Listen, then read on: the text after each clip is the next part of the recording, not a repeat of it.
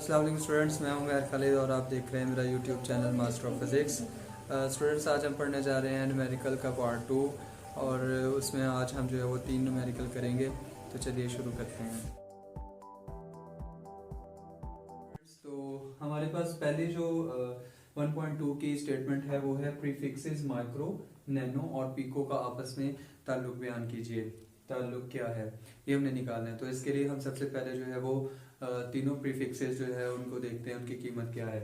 तो माइक्रो जो है वो है हमारे पास, माइक्रो की कीमत जो है वो है 10 की ताकत -6 और नैनो जो है ये होता है हमारे पास 10 की ताकत -9, जबकि पिको जो है वो बराबर होता है 10 की ताकत -12। तो ये तीन जो है वो हमारे पास प्रीफिक्सेस है, इनका हमने ताल्लुक देखना है। तो ताल्लुक देखने के लिए हम तीनों को पहले बराबर में लिखेंगे।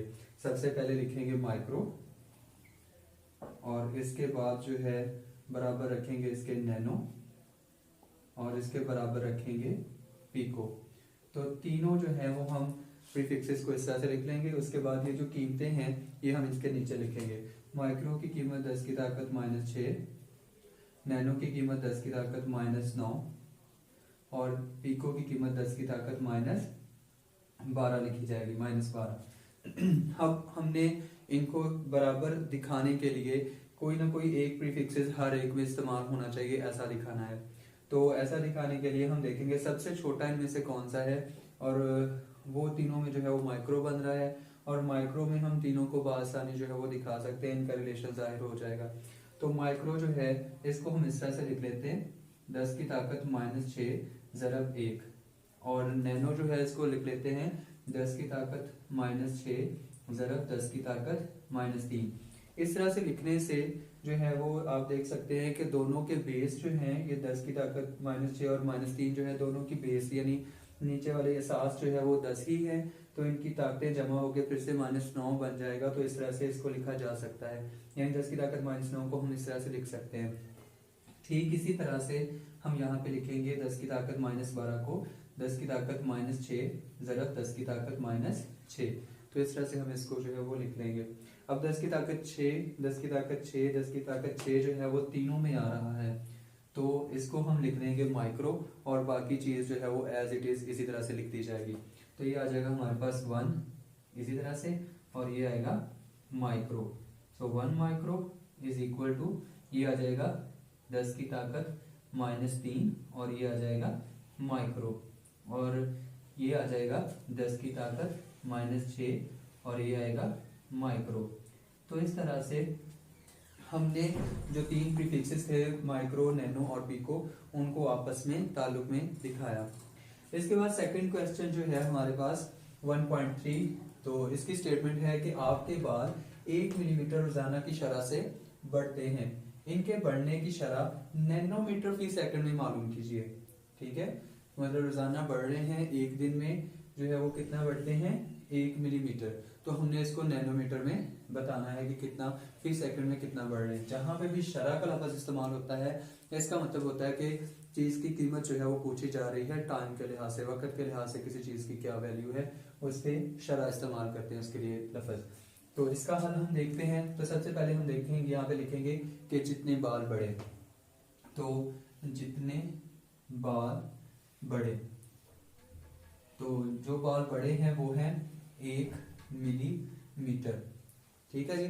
इसको मिली जो है इसको हम लिखते हैं 10 की ताकत -3। मिली जो है वो बराबर होता है चूंकि 10 की ताकत -3 के, तो हम इसको इस तरह से लिख लेंगे 1 और मिली की जगह पे आ जाएगा ज़रब 10 की ताकत -3, और ये जो यूनिट है मीटर ये इसी तरह से आ जाएगा। यहीं पे हम इसको जो है वो नैनोमीटर में तब्दील कर लेते हैं। ठीक है, ताकि बाद में जो है हमारे लिए आसानी हो जाए। तो नैनोमीटर में जितने बाल बढ़े, नैनोमीटर में जो बाल बढ़े उसके लिए हम क्या करेंगे, पहले इसको इसी तरह से लिख लेते हैं। ठीक है, 1 ज़रब 10 की ताकत -3। अब जो है हम नैनो लाने के लिए, नैनो जो है प्रीफिक्सेस ये बराबर होता है 10 की ताकत -9 के। तो हम यहाँ पे ज़रब दे देंगे 10 की ताकत -9 को।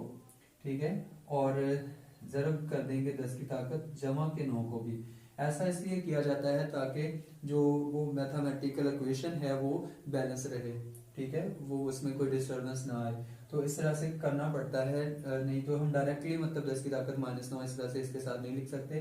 तो मैथ के असूल के मुताबिक अगर हम 10 की ताकत -9 लिख रहे हैं तो हमें ज़रूर करना पड़ेगा साथ ही साथ 10 की ताकत जमा के 9 को भी, और बाकी जो है साथ यूनिट बचता है अब, और उस मीटर को हम इसी तरह से यूं लिख लेंगे, ठीक है जी। अब इसके बाद जो है ये नैनो 10 की ताकत -9 नैनो जो है ये हमें इसी तरह से चाहिए, तो इसको हम जो है वो यूं ही रहने देंगे, और बाकी जो चीज़ें बचती हैं उनको हम और सिंप्लीफाई कर लेते हैं। तो इस तरह से आएगा, एक यूं ही आ जाएगा, और ये ज़रब 10 की ताकत -3 ऐसे ही, और ये वाला ज़रब 10 की ताकत जमा के 9 इसी तरह से, और ये जो है 10 की ताकत -9 इसको हम लिख लेते हैं नैनो, और ये इस तरह से आ जाएगा 7 मीटर।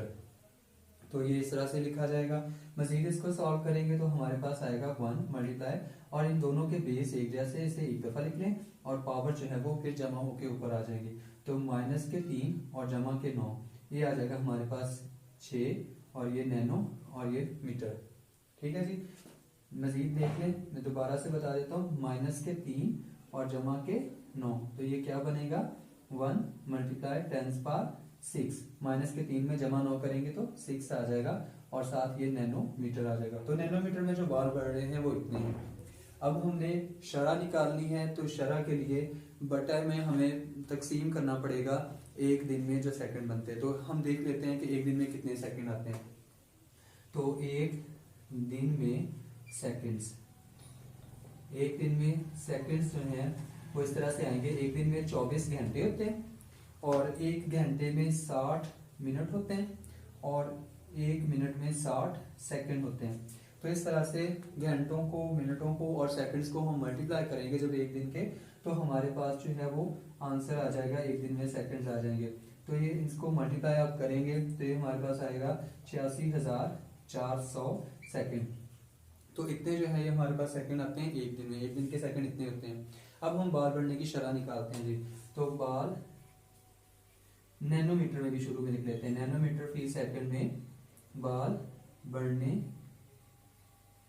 की शरह। तो ये इस तरह से आएगा, कितने बाल बढ़े हैं ये नैनोमीटर में, 1 ज़रब 10 की ताकत 6 नैनोमीटर बाल बढ़े हैं। और कितने वक्त में, पहले मैं बात कर चुका हूँ कि जहाँ पे भी शरह का लफ्ज़ इस्तेमाल होता है वहाँ हमें उस कीमत को वक्त के लिहाज से वक्त के साथ तकसीम करना पड़ता है। तो यहाँ वक्त को तकसीम करेंगे, वक्त कितना है एक दिन में सेकंड, जो कि है 86,400 सेकंड। जब हम इसको जो है वो सिंप्लीफाई करेंगे, मजीद कैलकुलेट करेंगे, ठीक है, तो फिर हमारे पास आंसर आएगा। इसको हल करने के बाद, हल करके हमारे पास आंसर आ जाएगा 11.57, और ये नैनो और ये मीटर, और ये जो नीचे सेकंड है जब इसको ऊपर लेके जाएंगे तो S-1 यानी कि पर सेकंड आ जाएगा। तो नैनोमीटर फी सेकंड में बाल बढ़ने की शरह जो है वो आती है 11.57 नैनोमीटर फी सेकंड। तो इस तरह से हमारा सेकंड क्वेश्चन जो है वो सॉल्व हो जाता है। अब जो है, अब हम थर्ड क्वेश्चन करते हैं। हम देखते हैं पहला जो क्वेश्चन है कि उसमें कहीं डेसिमल पॉइंट तो नहीं दिया गया। तो जैसा कि हम देख सकते हैं कि इसमें कोई भी डेसिमल पॉइंट नहीं है, तो हम क्या करेंगे, खुद से एंड पे जो है वो डेसिमल पॉइंट को लगाएंगे, और फिर उसको लेके जाएंगे फर्स्ट नॉन जीरो जो है वो डिजिट के फौरन बाद, जो कि हमारे पास यहाँ पे बन रहा है 1 यहाँ से, ठीक है, ये वाला जो है वो फर्स्ट नॉन जीरो यानी कि गैर सिफरी हिस्सा है। तो हमें इसके बाद जो है वो लेके आना है इसको, ठीक है, इस डेसिमल पॉइंट को। तो हम लेके आते हैं जी। तो इस तरह से आएगा 1, 2 और 3। तो यहाँ पे लिखा जाएगा 1.168, और कितने हिस्से फलांग के आए हैं 1, 2, 3, तो ये आ जाएगा ज़रब 10 की ताकत 3। जब भी हम जो है वो राइट साइड से लेफ्ट की तरफ आते हैं तो पावर जो है वो 10 में जो है वो पॉजिटिव आती है। तो 3 डिजिट्स आए हैं तो 10 की पावर 3 आएगी और वो पॉजिटिव आएगी। और फिर जो है ये बाकी जो हिस्सा है ये इसी तरह से लिखा जाएगा ज़रब 10 की ताकत -27। उसके बाद मजीद जो है वो हम इसको इसी तरह से कर लेंगे 1.168 मल्टीप्लाई, दोनों के बेस 10 हैं तो पावर जो है वो ऐड हो जाएंगी 3 यानी जमा हो जाएंगी 3 और -2 7, ठीक है, 3 -27। तो इसको सॉल्व करेंगे आगे। तो 1.168 ज़रब 10 की ताकत 3 में से -27 किए तो -24 जो है वो आंसर आ जाएगा। तो ये हमने स्टैंडर्ड फॉर्म में जो है इसको लिख दिया है, ठीक है।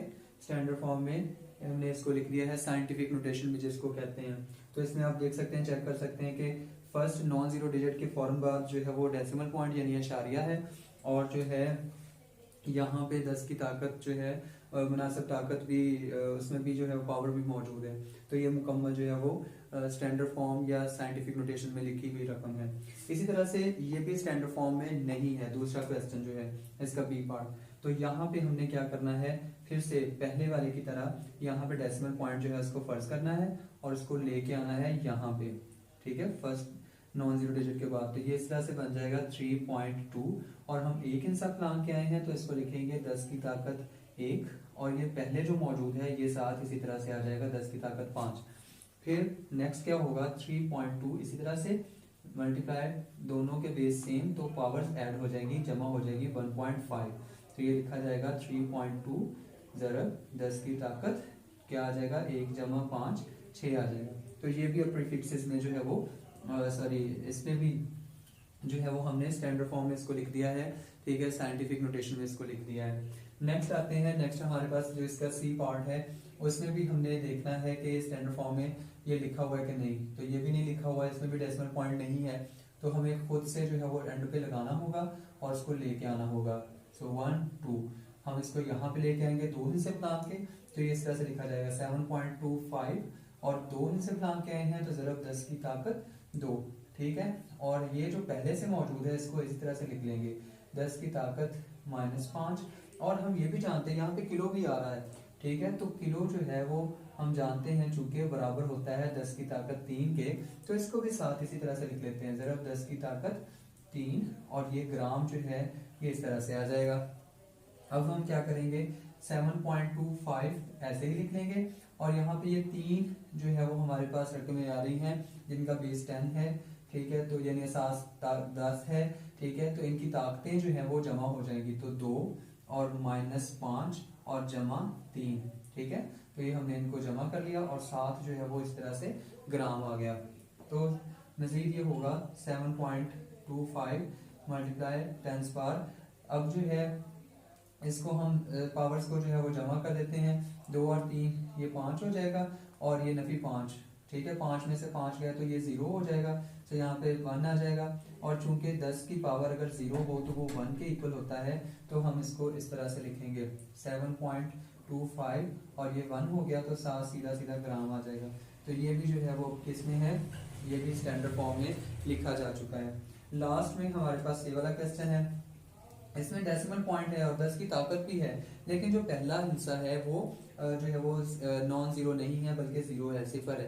तो हम इसको जो है वो लिखेंगे, ठीक है, मतलब कि नॉन जीरो के बाद ही लेके जाएंगे। तो अब हमें इस तरफ को इसको ले जाना पड़ेगा डेसिमल पॉइंट यानी इशारिये को, तो हम लेके जाते हैं 1 और 2, यहाँ पे आएगा ये, ठीक है, डेसिमल पॉइंट। तो इस तरह से हो जाएगा ये 2, ठीक है, क्योंकि डेसिमल पॉइंट यहाँ पे जा चुका है। और फिर जो है वो आ जाएगा मल्टीप्लाई, हम अब इस तरफ को जा रहे हैं, ठीक है, यानी कि बाएं हाथ से, ठीक है, लेफ्ट साइड से राइट साइड की तरफ जा रहे हैं, तो 10 की ताकत जो है वो नेगेटिव आएगी, मनफी की आएगी। तो 2 हिस्से बना के गए हैं तो -2 आ जाएगा, और जो पहले से साथ मौजूद है इसको वैसे लिख देंगे ज़रब 10 की ताकत -8। अब जो है मजीद फिर क्या होगा, 2 ज़रब 10 की ताकत जो है दोनों के बेस एक जैसे हैं, तो ताकतें जमा हो जाएगी -2 और -8, तो ये आ जाएगा 2 ज़रब 10 की ताकत, दोनों जमा होके -10। तो लो जी, इसको भी हमने जो है वो स्टैंडर्ड फॉर्म या साइंटिफिक नोटेशन में लिख दिया है। उम्मीद करता हूँ स्टूडेंट्स के आपको ये क्वेश्चन समझ आए होंगे। मिलते हैं नेक्स्ट वीडियो में, तब तक के लिए अल्लाह हाफिज़।